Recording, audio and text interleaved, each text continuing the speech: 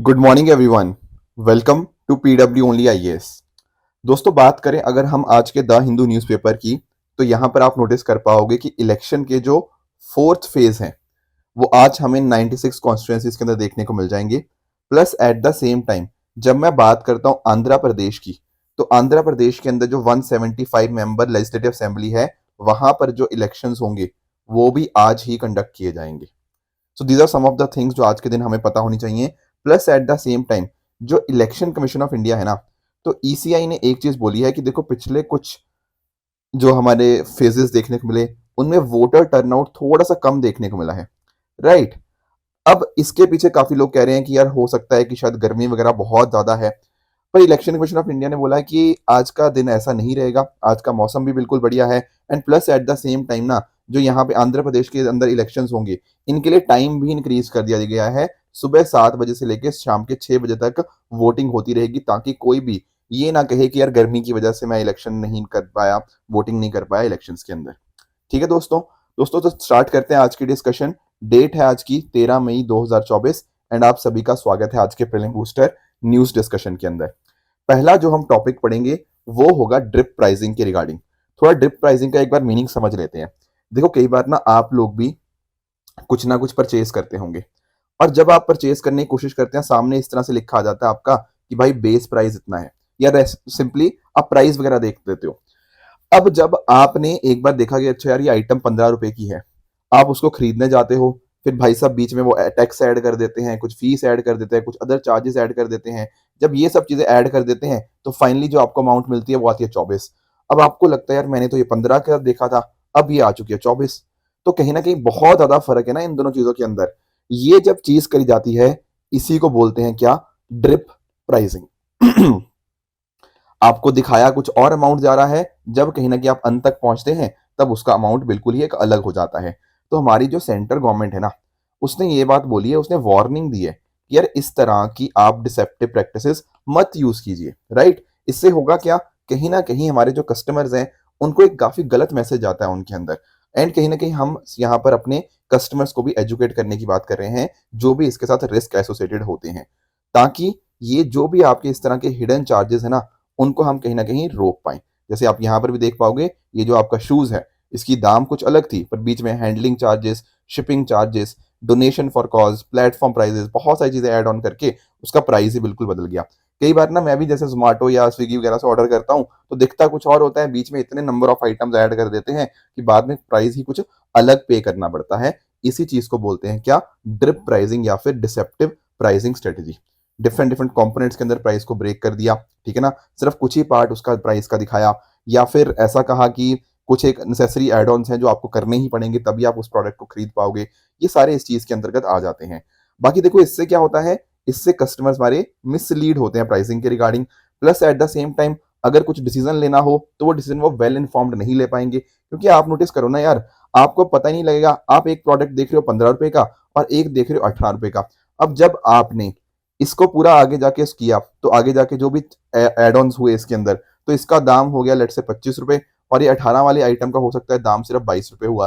तो आप ना कभी इसको और इसको देख के कभी ये एक्सपेक्ट कर ही नहीं पाओगे कि यार मेरा एक्चुअल में मुझे कॉस्ट कितनी पड़ेगी। तो वेल इन्फॉर्म्ड परचेजिंग डिसीजन उस केस में आपका नहीं हो पाएगा। इसके साथ ही साथ आप कहीं ना कहीं कंपैरिजन वगैरह यहाँ पे नहीं कर पाओगे, अप फ्रंट डिस्क्लोजर, क्योंकि सारा कुछ फुल प्राइस का तो दिया ही नहीं गया, तो ये एक इशू आता है।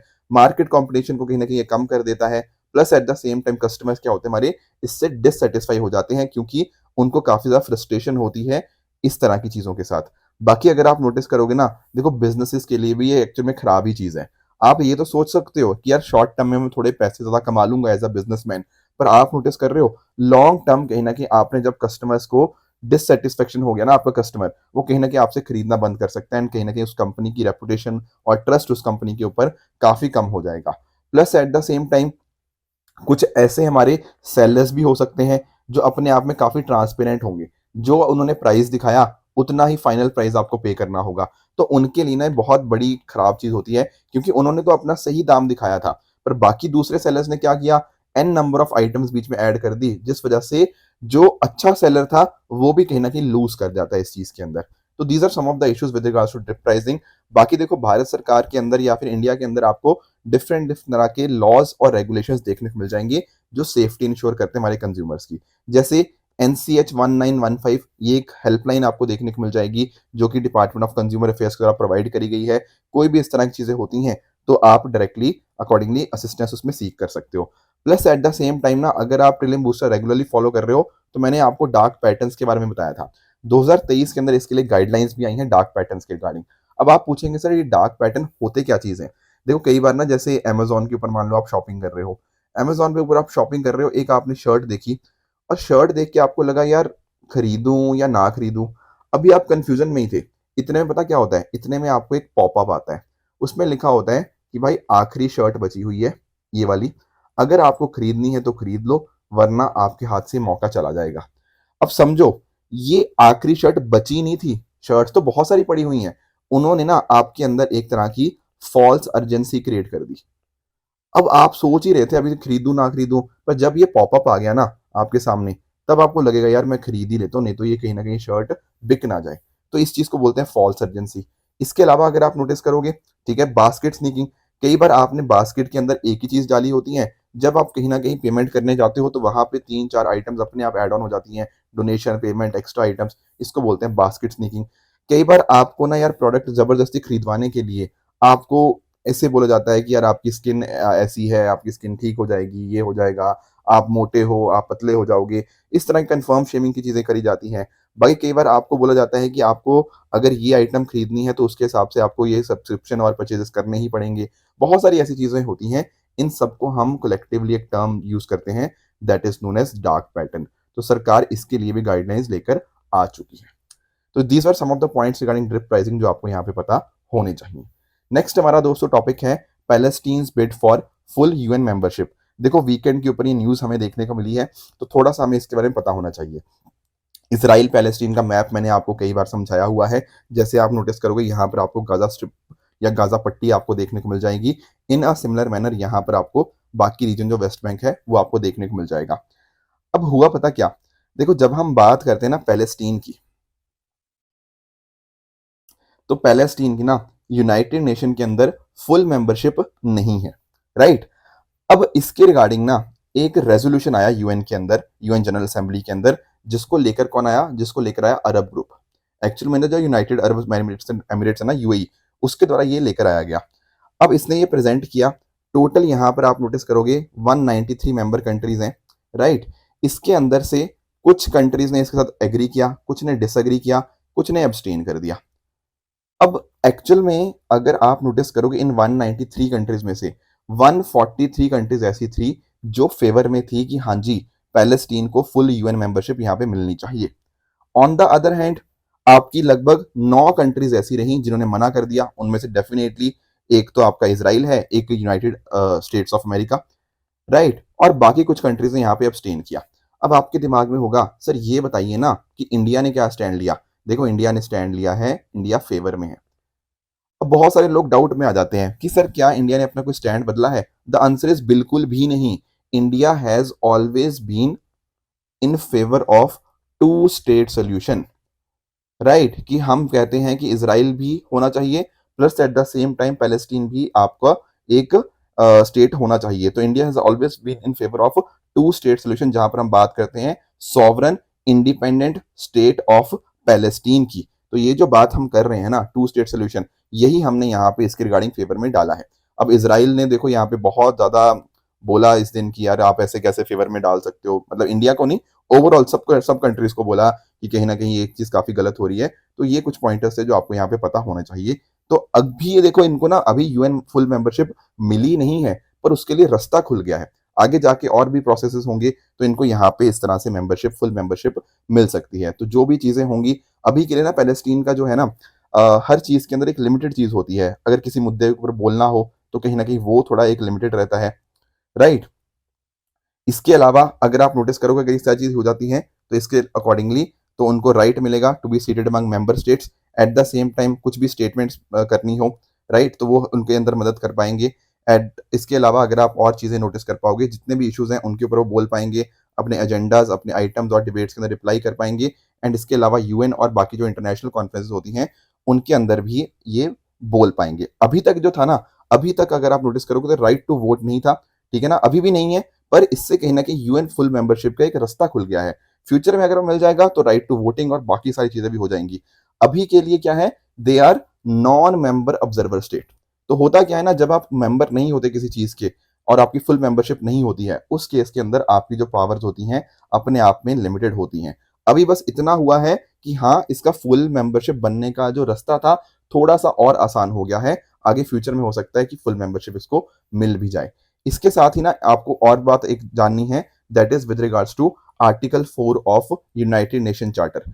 ये बात करता है कि जो भी कंट्रीज या जो भी स्टेट्स आपकी हैं वो यूएन चार्टर के ऑब्लिगेशंस को मानती हैं और कहीं ना कहीं विलिंग होती हैं to carry out these obligations, उसके हिसाब से उनको यहाँ पे इस तरह से ऐड ऑन किया जा सकता है। बाकी आप नोटिस करो, किसी भी स्टेट की कोई मेंबरशिप ऐड करना हो to the membership in UN, वो कहीं ना कहीं UN general assembly upon the recommendation of UN security council, उसका डिसीजन हमें यहाँ पे देखने को मिल जाता है। So this is article 4 of the united nation charter. दोस्तों अगला हमारा टॉपिक है माधव पेरुमल टेम्पल। एक्चुअल में अभी क्या हुआ है ना, अभी कुछ हमें इंस्क्रिप्शंस देखने को मिली हैं यहाँ पर श्री माधव पेरुमल टेम्पल इन तमिलनाडु के अंदर। पहले एक काम करते हैं, थोड़ा सा टेम्पल के बारे में जान लेते हैं, इस हिस्ट्री के बारे में, फिर ये जो नई इंस्क्रिप्शंस आई हैं इनका क्या अर्थ है वो भी समझेंगे। एक्चुअल में आप नोटिस करो, यहाँ मैं बात कर रहा हूँ होयसाला किंगडम की।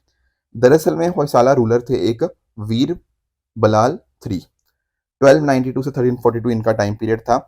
ये आखिरी ग्रेट किंग थे होयसाला एम्पायर के।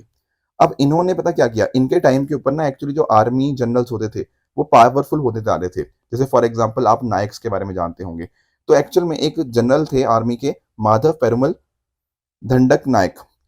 इनको यहाँ पे रीजन दिया गया कि आप इसको रूल कीजिए, एंड अकॉर्डिंगली ना उन्होंने एक फोर्ट बनाया, दंडक नायक फोर्ट, जिसको बाद में नाम दे दिया गया दैनिकन फोर्ट। फोर्ट देखो कंस्ट्रक्ट हुआ, बट अभी तो बहुत ज्यादा डैमेज हो चुका है उस फोर्ट को। पर आप नोटिस करोगे कि इनके जो बेटे थे माधव पेरुमल के, जिनका नाम था वीर सिद्ध कैथिया दंडनायक, इन्होंने यहाँ पर ना एक टेम्पल कंस्ट्रक्ट कर दिया, श्री माधव पेरुमल टेम्पल। कहाँ पर, आपके माइलापुर चेन्नई तमिलनाडु के अंदर। ये टेम्पल डेडिकेटेड था लॉर्ड विष्णु जी को, जिनको आप एज अ माधव पेरुमल की तरह ही आप इनको यहाँ पे वर्शिप करते हो। ध्यान रखने की बात यह है कि समझना इस मुद्दे को, जब मैं बात करता हूँ ना होयसाला किंगडम की, तो वैसे तो देखो इनका जो टाइप ऑफ आर्किटेक्चर होता है, जो टेम्पल टाइप ऑफ आर्किटेक्चर है, वो आपको विस्तारा स्टाइल देखने को मिलता है। पर जब मैं बात करता हूँ इस पर्टिकुलर टेम्पल की, तो यहाँ पर हमें द्रविडन स्टाइल ऑफ आर्किटेक्चर का ज्यादा इन्फ्लुएंस देखने को मिल जाएगा।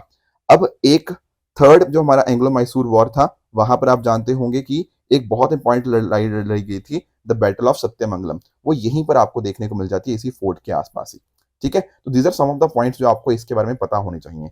एक चीज जो आपको पता होनी चाहिए कि अब ये इंस्क्रिप्शन से क्या हमें पता लगा है, इन जो इंस्क्रिप्शन बनी है इनसे पता ये लगा है कि आप नोटिस करोगे कि यहाँ पे मेजर ट्रेड रूट्स के बारे में एक आइडिया लगा है। जैसे फॉर एग्जांपल वेस्टर्न तमिलनाडु हो गया, साउदर्न कर्नाटका हो गया, केरला हो गया, इनके बीच में जो आपस में ट्रेड रूट था ना, वो कहीं ना कहीं 1000 साल से भी पुराना है। Plus at the same time यहाँ पर बहुत सारे ट्रेडर्स के नाम की इंस्क्रिप्शन हमें मिली हैं, जिससे पता लगता है कि ऑयल, क्लोथ्स, कैटल, हैंडीक्राफ्ट्स, ये सब चीज़ों के अंदर ये कहीं ना कहीं ट्रेड करते थे। प्लस फुट के ऊपर भी ट्रैवल होता था, डंकीज, हॉर्सेस को भी ट्रांसपोर्टेशन के लिए यूज किया जाता था। तो ये कुछ इंपॉर्टेंट हमें कुछ नई फाइंडिंग्स यहाँ पे देखने को मिलती हैं। अब आपको देखो होयसालास के बारे में जानना बहुत इंपॉर्टेंट बन जाता है। एक्चुअल में अगर आप नोटिस करोगे ना, यूपीएससी ने 2021 के क्वेश्चन पेपर के अंदर धोलावीरा के रिगार्डिंग क्वेश्चन पूछा था। वो इसलिए पूछा गया था कि उस समय यूनेस्को वर्ल्ड हेरिटेज साइट का दर्जा उसको मिला था। अब 2023 के अंदर अगर मैं बात करूँ ना, तो 2023 के अंदर आपका जो होयसाला है, इनको भी यहाँ पर ना यूनेस्को वर्ल्ड हेरिटेज साइट का ही दर्जा मिला है। तो हमारे लिए इंपॉर्टेंट हो जाता है इनके बारे में जानना। होयसालास की जब मैं बात करता हूँ ना, तो कर्नाटका से रूल करते थे from 10th century to 14th century. इनका स्टार्ट जो हुआ था, they started as the governors और provincial governors under western Chalukyas. But धीरे धीरे क्या होता है, अपने आप को एज अ रूलर की तरह स्टैब्लिश कर लेते हैं। तो हसन डिस्ट्रिक्ट है जो कर्नाटका के अंदर, वहां पे बहुत सारे इनके इंपॉर्टेंट आर्किटेक्चरल पीसेस आपको देखने को मिल जाएंगे। इनफैक्ट यहाँ पे आप नोटिस करना, इस पिक्चर को आप नोटिस करो, बहुत जो यूनिक फीचर है ना यहाँ पर, वो है स्टिलेट प्लेन। या फिर आप इसको ऊपर से जब ऐसे देखते हो ना, ये देखो यहाँ पे इस तरह से, ये आपको एक स्टार की शेप में आपको देखने को मिल जाएगा। इसी को स्टेलेट प्लेन के नाम से हम यहाँ पे जानते हैं। और जैसा मैंने आपको कहा, ये विसारा स्टाइल को फॉलो करते हैं, जहां पर आपको नागरा और द्रविड़ा दोनों स्टाइल ऑफ आर्किटेक्चर का कॉम्बिनेशन आपको देखने को मिल जाएगा। स्टीलेट प्लान में आपको बता दिया कैसे स्टार शेप पैटर्न आपको देखने को मिलता है, स्टोप स्टेन का यूज था, एंड साथ साथ ये हाइब्रिड स्टाइल आपको देखने को मिल जाएगा। यहाँ पर आप नोटिस कर पाओगे ये 6 महीने पहले की खबर है, जहां पर कर्नाटका के होयसला टेम्पल्स को यूनेस्को की वर्ल्ड हेरिटेज लिस्ट के अंदर एड ऑन किया गया था। तो these are some of the points जो यहाँ पे आपको अच्छे से पता होने चाहिए। दोस्तों अगला हमारा टॉपिक है world's largest air capture plant opens in Europe. देखो आप एक चीज नोटिस करो, जब हम बात करते हैं ना कार्बन डाइऑक्साइड की, तो कार्बन डाइऑक्साइड के कितने ज्यादा नुकसान होते हैं ये आप सबको पता होगा, ठीक है। अब हुआ क्या है, DAC direct air capture plant हमने यहाँ पे बनाया है, जो कि दुनिया का सबसे बड़ा प्लांट है। कहां पर सर? आइसलैंड, यूरोप के अंदर। अब कैसे ये काम करता है थोड़ा सा उसके बारे में हमें पता होना चाहिए। देखो जब मैंने बात करी ना कि एटमॉस्फेयर के अंदर जैसे जैसे CO2 की कंसंट्रेशन बढ़ रही है, उससे हमें कहीं ना कहीं काफी नुकसान देखने को मिल रहा है। तो हमने एक चीज निकाली, हमने बोला कि एक काम करते हैं यार, एक ना कलेक्टर लेते हैं। कलेक्टर का मतलब क्या? District collector? नहीं नहीं, वो डिस्ट्रिक्ट कलेक्टर वाली बात नहीं। कलेक्टर, उसमें पता क्या होगा, सारा जो मटेरियल होगा ना एक जगह इकट्ठा हो जाएगा, जहां पे सारी चीजें कैप्चर हो जाएंगी। चलो ठीक है। अब क्या होगा, इसको फुल कर दिया गया, ठीक है ना। इसके अंदर आपकी CO2 आ चुकी है, राइट। CO2 इसके अंदर है। अब टेम्परेचर को ना इंक्रीज किया जाएगा, मतलब पूरा इसको आप सील कर दोगे एंड टेम्परेचर को आप इंक्रीज कर दोगे। इससे कहीं ना कहीं पता क्या होगा, इस प्रोसेस के बाद ना आपके पास गैस बचेगी। वो गैस कैसे होगी? हाईली कॉन्सेंट्रेटेड गैस होगी। चलो ठीक है, ये बात भी समझ आ गया। अब ये आपके पास मिला, फिर अकॉर्डिंगली पता क्या किया जाएगा, ये जो CO2 होगा इसको हम वाटर के साथ मिक्स करेंगे, वाटर के साथ मिक्स करेंगे एंड फिर क्या करेंगे, उसको अंडरग्राउंड हम यहां पर इंजेक्ट कर देंगे। फिर एक प्रोसेस किया जाता है जिसके माध्यम से ना ये जो सारा आपने CO2 मिक्स किया बेसाल्ट रॉक के साथ, अंडरग्राउंड आपने मिक्स कर दिया, उस वजह से क्या होगा, उस वजह से वो स्टोन के अंदर चेंज हो जाएगा इन अबाउट 2 years। ये पूरा प्रोसेस है। तो इससे आपने क्या किया, आपने कार्बन डाइऑक्साइड को कैप्चर कर दिया। This is known as direct air capture, and इसके माध्यम से आप कहीं ना कहीं CO2 की कंसेंट्रेशन को कम कर रहे हो। इंपॉर्टेंट इसलिए जानना इंपॉर्टेंट हो जाता है क्योंकि दुनिया का सबसे बड़ा डायरेक्ट एयर कैप्चर प्लांट अभी यहाँ पे बनाया गया है by the Swiss company climb works के द्वारा, जिसको अभी रिसेंटली लॉन्च किया गया है आइसलैंड, यूरोप के अंदर, ठीक है। तो these are some of the things जो आपको पता होना चाहिए। जो प्रीवियस बड़ा प्लांट था उससे 10 गुना सबसे बड़ा ये आपको प्लांट देखने को मिल जाएगा। तो जो स्विस कंपनी है क्लाइम वर्क्स, उसके द्वारा यहाँ पे इसको ऑपरेट किया जा रहा है। तो मैंने जैसे आपको बता दिया किस तरह से जाइंट फैंस का यहाँ पे यूज हो रहा है, एंड अकॉर्डिंगली जो हम टेम्परेचर रेस करते हैं उससे कहीं ना कहीं जो आपकी हाईली कंसंट्रेटेड गैस आपको मिल जाती है। एंड फिर एक कार्बीफिक्स करके आइसलैंड की कंपनी है जो CO2 के स्टोरेज के अंदर स्पेशलाइज करती है, वो इसको पानी के साथ मिक्स करती है, उसको अंडरग्राउंड यहाँ पे इंजेक्ट कर देती है। जैसे ही वो मिक्स होता है बेसाल्ट रॉक के साथ, वो स्टोन के अंदर कन्वर्ट हो जाता है इन अबाउट 2 years। अब देखने में तो बहुत अच्छा लग रहा है भी, और कहीं ना कहीं कार्बन डाइऑक्साइड की आप कंसंट्रेशन को कम भी कर रहे हो, पर काफी सारे लोग इसको क्रिटिसिज्म कर रहे हैं। देखो आप एक बार नोटिस करो, आप यहाँ पर ना एमिशंस को कम करना नहीं चाह रहे, आप बोल रहे कोई दिक्कत नहीं यार, एमिशंस करते रहो करते रहो करते रहो, हम कार्बन को कैप्चर कर लेंगे। अरे इंपॉर्टेंट है, चलो ठीक है, कैप्चर भी सही है, इसमें कोई गलत बात नहीं है, but at the same time आप लोगों के अंदर ये भी तो बोलो कि यार अपने यहाँ पे एमिशंस को कम करिए, ठीक है। वो ज्यादा इफेक्टिव रह पाएगा ना कि हम अपने ऊपर लगाम लगाए रहते देन कि ऐसी टेक्नोलॉजी कोई सोचे। ये भी अच्छी चीज है, ऐसा नहीं है कि खराब बात है, पर कहीं ना कहीं एमिशंस के ऊपर भी फोकस होना चाहिए। Plus at the same time यार इसमें खर्चा बहुत ज्यादा आता है, इतनी बड़ी बड़ी आप टेक्नोलॉजीज लगा रहे हो, उसमें खर्चा तो आएगा ही। Plus at the same time इसमें इलेक्ट्रिसिटी की डिमांड बहुत ज्यादा होती है, ठीक है ना। तो ये कुछ कंसर्न्स हैं जो यहाँ पे आपको देखने को मिल जाएंगे। बाकी ध्यान रखिएगा कि world's largest air capture plant अब यूरोप के अंदर ओपन हो चुका है। नेक्स्ट हमारा टॉपिक रहेगा India and Moldova sign visa waiver agreement for diplomatic passport. देखो एक्चुअल में न्यूज तो बस इतनी ही है कि इंडिया और मोल्दोवा ने रिसेंटली एक एग्रीमेंट साइन किया है, जिसके माध्यम से जो डिप्लोमेटिक और ऑफिशियल पासपोर्ट होल्डर्स है ना दोनों कंट्रीज में से किसी के भी, वो कहीं ना कहीं अब वीजा फ्री ट्रेवल कर पाएंगे। अब लोकेशन हमारे पर्सपेक्टिव से इंपॉर्टेंट बन जाती है। यहां पर आप नोटिस करो, ये रहा आपका मोल्दोवा। अब मोल्दोवा अगर आप नोटिस करोगे वेस्टर्न साइड के अंदर, तो यहाँ पे आपको रोमानिया देखने को मिल जाएगा, और बाकी जो पार्ट है ना वो पूरा का पूरा यूक्रेन के साथ है, ठीक है ना। नॉर्थ ईस्ट साउदर्न तीनों साइड से आपको ये यूक्रेन वाली साइड आपको देखने को मिल जाएगी। ध्यान रखने वाली बात यह है कि भाई इसका ब्लैक सी के साथ बॉर्डर टच नहीं होता है, ठीक है ना। देखने में शायद किसी को लगेगा कि नहीं, बट ऐसा नहीं है। ब्लैक सी की बॉर्डरिंग कंट्रीज मैंने आपको कई बार बताई हैं, तो ध्यान रखना मोल्दोवा क्या है, ये एक लैंड लॉक कंट्री है ईस्टर्न यूरोप के अंदर। देखो एक्चुअल में थोड़ा मैं हिस्ट्री के अंदर आपको लेके चलूँ ना, तो आप यहाँ पे नोटिस करोगे 1991 के अंदर यूएसएसआर ठीक है ना, सोवियत यूनियन का आपको डिसइंटीग्रेशन देखने को मिला, जहां पर हमें उसके बाद 15 कंट्रीज का फॉर्मेशन देखने को मिलता है। ठीक है, मिखाइल गोर्बाचोव की कुछ पॉलिसीज थी, ठीक है ना, ग्लासनोस्ट और प्रेस्टो का, तो जो आप पढ़ते भी हो अपनी हिस्ट्री बुक्स के अंदर, तो उसके बाद यहाँ पे हमें नोटिस करने को मिलता है कि 15 कंट्रीज का फॉर्मेशन देखने को मिलता है, जिनमें से एक कंट्री आपकी कौन सी थी, जिनमें से एक कंट्री आपकी मोल्दोवा देखने को मिल जाती है। ये रही आपकी मोल्दोवा। ठीक है, यहाँ पर आप पिक्चर के अंदर देख भी सकते हो। ठीक है, तो these are some of the things. इसकी कैपिटल सिटी आप यहाँ पे देख पाओगे। बाकी भारत और मोल्दोवा का जो रिलेशनशिप है वो कहीं ना कहीं 1992 से हमें देखने को मिल जाएंगे, जहां पर दोनों देशों के बीच में इस तरह से डिप्लोमेटिक रिलेशनशिप्स यहाँ पे बने थे। ठीक है, these are some of the points जो आपको यहाँ पे पता होने चाहिए। दोस्तों, सैटरडे मैंने आपको एक होमवर्क दिया था लेक टिटिकाका के रिगार्डिंग। जब मैं बात करता हूँ ना लेक टिटिकाका की, तो आप ध्यान में रखिएगा कि दुनिया की सबसे हाईएस्ट नेविगेबल लेक है, plus at the same time ये साउथ अमेरिका के अंदर लोकेटेड आपको देखने को मिल जाती है। पेरू और बोलिविया इन दो कंट्रीज के बीच में लोकेटेड है, and this is situated in Andes mountain, and always remember this is the largest fresh water lake in south America. दोस्तों, आज का आपका होमवर्क रहेगा थेवाइट्स ग्लेशियर के बारे में, तो इसके बारे में आप मुझे बताएंगे, इसकी लोकेशन के बारे में एंड बाकी और चीजें भी।